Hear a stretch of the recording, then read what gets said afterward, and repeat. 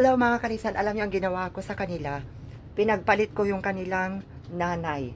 Si Mama Kat Orangey, yan ko nilagay sa taas para maka-adapt naman sa ating mga dalawang Felicitas.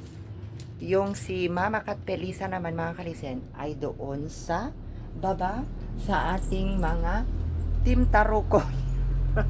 At nalungkot si Simba. Ba't ka nalungkot, Simba? Iba yung mama mo? Hindi Tita Belisa yan. Pinadede kayo nung maliit kayo yan. Kaya inaano ko sila mga kalisen.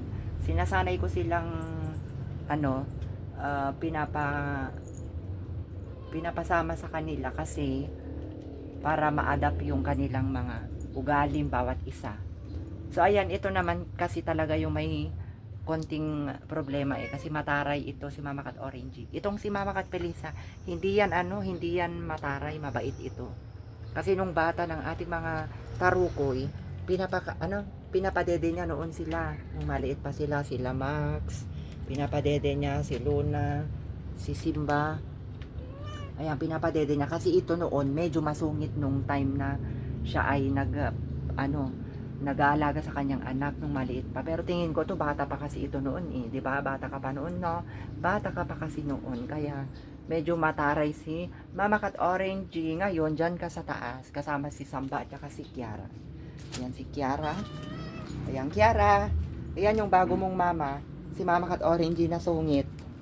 Pero hindi naman sila nag-aaway mga kalisa. Okay naman sila. So diyan muna kayo. Palitan muna kayo ha. Naintindihan nyo, palitan muna kayo pero huwag kayong mag-away-away. Huwag mong awayin ng ating mga Felicitas. Kumain naman na kayo. Ayan. So ito si Mama Kat Pelisa, parang wala lang sa kanya mga kalisin kasi sanay naman siya na nakikihalubilo sa ating mga tarukoy. Ayan, o si Simba. Diba Simba? Sanay ka naman kay Mama Kat Pelisa. Ayan, laki-laki na ni Simba mga kalisan. Oh, ang laki na niya. Ang laki-laki mo na, kapogi-pogi pa ni Simba. Ito yung mabait, magaling mag-vitamins. Ito yung mailapin itong babae. Yan si Luna. So ayan lamang mga kalisen. Thank you so much for watching. Bye!